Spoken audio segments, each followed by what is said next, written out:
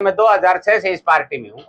जो मान सम्मान ये देते हैं और जो मान सम्मान इन्होंने दिया है कोई दूसरी पार्टी नहीं दे सकती। उदाहरण के तौर पे मैं बता रहा, आप सब पत्रकार साथियों को पता है कि बीजेपी को लोग नहीं जानते थे, रामविलास शर्मा जी को जानते थे कि रामविलास शर्मा जी है तो बीजेपी। और आज रामविलास शर्मा जी का बीजेपी ने क्या हाल किया है।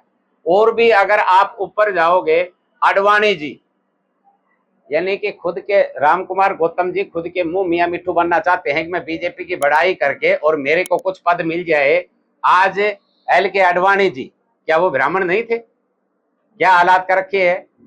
हमारे मुरली मनोहर जोशी जी बीजेपी में आज वो कहां पे हैं? उनका सारा और तो और के अटल बिहारी वाजपेयी जी जो इस पार्टी के सर्वे सर्वा देश के प्रधानमंत्री रहे और मेरे ख्याल में सबसे अच्छे आदमियों में उनकी गिनती है।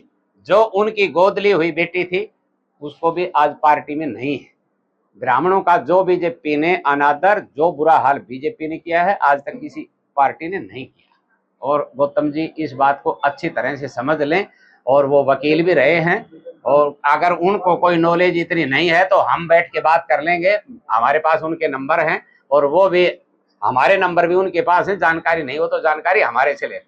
आप सब आए हैं, आप सबका बहुत बहुत धन्यवाद। श्री रण सिंह मान का ये स्टेटमेंट आया हुआ है कि भाई दादा गौतम जो है ना अपना रवैया सुधार लें वरना उनको राजनीतिक दुष्परिणाम भोगने होंगे। इस तरह का ये वाक्य उनका आया हुआ है। तो हमने सोचा कि ऐसी क्या बात उन्होंने कही कि जिसके कारण मान साहब ने ये कहा।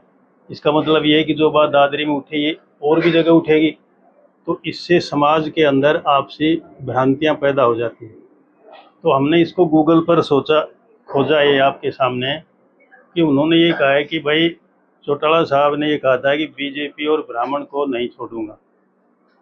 तो बीजेपी का और पार्टी का तो अलग बात है, लेकिन ये जो वाक्य जो था कि ब्राह्मण कहीं भी धरती पर दिख जाए तो मुझे बताना, तो ये वाक्य हमें गूगल में कहीं भी नहीं मिला। इसलिए हम इस बात को गलत मानते हैं और हम इस बात का विरोध करते हैं और हम नहीं चाहते कि इस तरह की बात इतना सीनियर नेता समाज के अंदर कहे जिससे कि समाज के अंदर आपस में भाईचारे के अंदर जातियों के अंदर मनमुटाव पैदा हो। ऐसे सीनियर नेता से हमें तो ये उम्मीद थी कि HPSC का जो सिलेक्शन हुआ है उसमें लगभग 56 उम्मीदवारों में से 53 उम्मीदवार बाहर के हैं। तो हम सब जो भी जिस पार्टी का है, चाहे वो बीजेपी का है, चाहे कांग्रेस का है, चाहे इनेलो का, हम सबको मिलकर के इस बात का विरोध करना चाहिए कि भाई हरियाणा के आदमियों को लगाया जाए, बजाय इसके कि हम ये बात कहें कि भाई जिससे कि आपस के अंदर भ्रम जातियों के अंदर पैदा हो। अब ये कल दादरी में बात उठी है, कल कोई रोहतक में उठाएगा, आगे कोई करनाल सूरत, इसका मतलब सारे हरियाणा के अंदर भ्रांतियां फैल जाएंगी।